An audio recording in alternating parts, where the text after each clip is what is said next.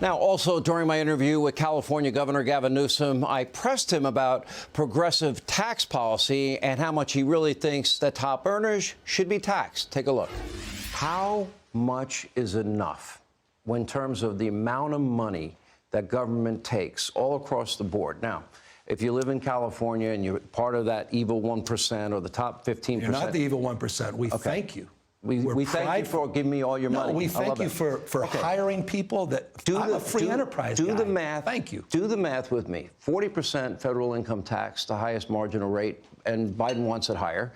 13.3, so that's 53.3 cents. Okay. Sales tax around 7%. And you got these millionaire taxes now. They put new laws in effect in L.A., for example. $10 million house is going to cost you, what, $500,000 in a tax just to sell your house? Transfer tax. Okay, that's insane. Okay, by the way, I opposed them when I was mayor of San Francisco. So my question is, how much out of every dollar should even the wealthiest of wealthiest get to keep? Because when you die, the government comes in and takes half of it. How much, or 40%, how much does the state of California have for a death tax? I don't know. When Ronald Reagan was governor living in here. I'm asking when Gavin Newsom's president. No, let me just say this. Gavin Newsom's governor. There's slip of the tongue. We're talking about debt and deficits. Issues of entitlements. Issues of spending. No. And tax cuts. Something has to give. I asked something has to give. How much out of every dollar? Can't have it all.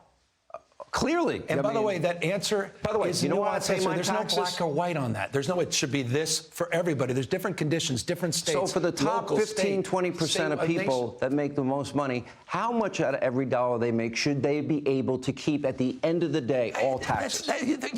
If I'm the president of the United States, I have one answer to that. I'm governor. I have another answer. I'm mayor. I have another answer. I'm looking for your philosophy. I believe in progressive tax policy, not regressive tax policy. I believe in doing what we can to protect the middle class and working families. How much out of every dollar should people keep? Those that have done well should pay a little bit more. Give me a number. You know what? And I don't begrudge their success. Out of every dollar they make, I aspire to be them. I love these folks. Out of every dollar they make, how much should they be able to keep? I don't know. They were surviving with 70% tax rates under Ronald Reagan, the guy who used to live in this building. Okay, he dropped. And you know what? We had the most vibrant top marginal rates to 28%, the lowest. I understand that. But in the 50s and 60s and 70s, we were the temple of the world economy in a way that was unimaginable. We built the world's largest recession, double-digit interest rates, inflation. He gave us the longest, at the time, period of peacetime economic growth in history. Trickle-down economics. And created 21 million new jobs. Yeah, and a lot of exacerbated conditions that we're still trying to deal with as it relates to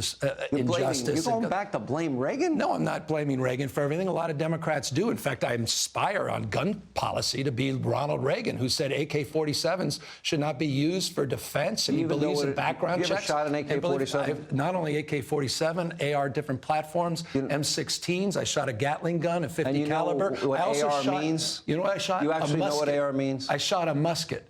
You shot? Yeah, I'm still trying to get it's amazing, right? I mean, with all due respect. Do you get a deer with a musket? These weapons of war don't need a deer in their sights. They are weapons of war. By the way, I follow, I'm an avid gun. By the way, when I lived here, I had a legal license to carry.